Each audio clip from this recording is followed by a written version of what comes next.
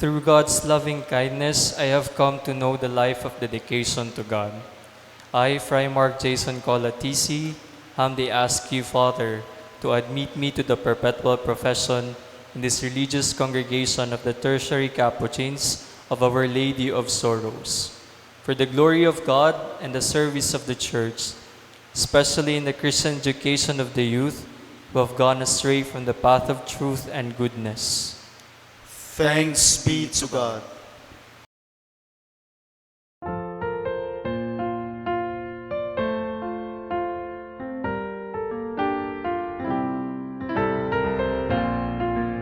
To my brother priests, religious, seminarians, and parishioners, we are here to witness the gift of vocation in the church, especially in our congregation. Fray Jason is about to profess the evangelical vows perpetually.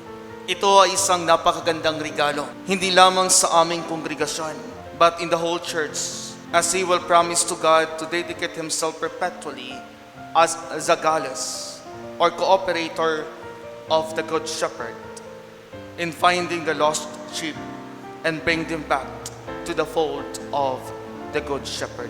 Sila yung mga kabataan na nangangailangan ng kalinga at pagmamahal. Mga kabataang napariwara dahil sa hindi maiwasang sitwasyon. We give thanks to God for His willingness to become perpetual member of our congregation. The perpetual profession is a significant milestone in our journey to fully emulate Christ through a life of evangelical poverty, filial obedience, and consecrated chastity. The profession of evangelical vows is our first service for our children and youths in mission. This marks the pinnacle of our religious life. Ito yung pinakarorok ng aming buhay bilang isang reliyoso. Fray Jason, ikaw ay mangangako na ialay ang iyong buhay sa misyon ng ating kongregasyon at sa bayan ng Diyos, magpakailanman. This is really a chosen way of life that is purely voluntary. Katulad sa palagi kong sinasabi, hindi kita pinilit o walang pumilit sa iyo.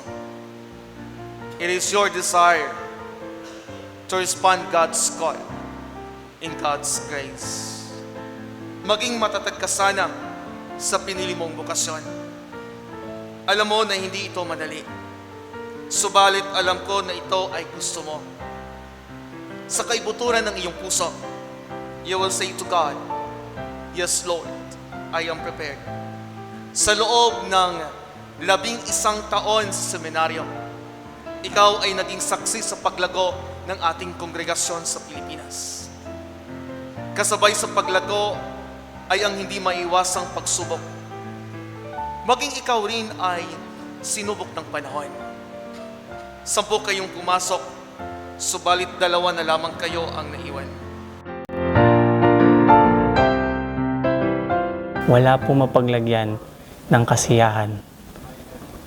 Kasi sobra-sobra po. So very happy sa lahat ng nangyayari sa akin ngayon. Just recently, I graduate po ako sa theology and blessed po and fortunate to be awarded as cum laude. Napakabilis po ng mga pangyayari. Ngayon po ay perpetual profession ko and kabilang na po ako sa kongregasyon na tinanggap ako, minahal ako at inalagaan ako sa loob ng 11 taon. Of course, hindi ko makakalimutan magpasalamat sa Diyos kasi kung di dahil sa Kanya, wala naman po ako dito. Lahat po ng mga biyaya na natatanggap ko, kahit pa man sa kabila ng lahat ng nagawa kong hindi maganda, ay pinagbigyan po ako ng Panginoon. Thankful din po ako sa pamilya ko, lalong-lalo na sa mama ko at sa tita ko na nandito kasi sinuportahan po nila ako simula pa man nung una. Alam po nila kung ano yung pinagdaanan ko, alam po nila kung gaano kahirap, at alam din po nila kung gaano po ako kasaya kung nag-celebrate po ako ng mga pangyayaring magaganda sa buhay ko. Dasal ko lamang po ay sana ay hindi rin ho kayo mawala ng pag-asa. Kagaya ko, naniwala po ako, nagtiwala po ako, minahal ko ang Diyos at nanampalataya po ako sa Kanya. Kaya po siguro ako biniyayaan. Maraming tanong, pero isa lang ang sagot. Dahil ang Diyos ay dakila, mapagmahal, at malaki ang Kanyang awa. Even if I walk through the valley, even if I'm lost in the shadows, I will not fear, for I know you are with me. Para sa akong anak nga graduate, una sa tanan, daghan kayong salamat sa Ginoo sa kanunay nga pag-guide ug pag-atiman kanamo o sa akong anak nga unta mulahutay gayud siya nga dili kay karon lang, dili hangtod sa hangtod nga magmasinugtanon siya da sa kabubuton sa Ginoo. Dili matukib ang kalipay nga akong gibati isip sa kainahan. Daghan gid kaayong salamat sa tanan nga nagasuporta o nagatabang sa akong anak. Daghan usab nga salamat. God is good all the time, and all the time God is good.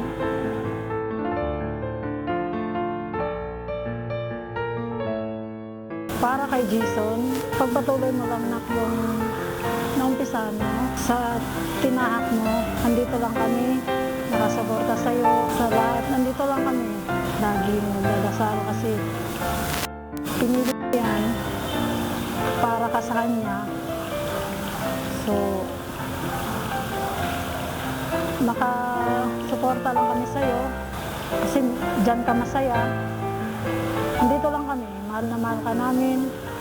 Salamat sa lahat, sa kabutihan, sa pagiging mabuting bata mula noon hanggang ngayon.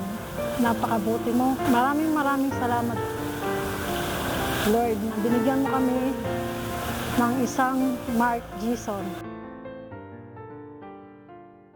Even if I walk through the valley, even if I'm lost in the shadows, I will not fear, for I know you are with me.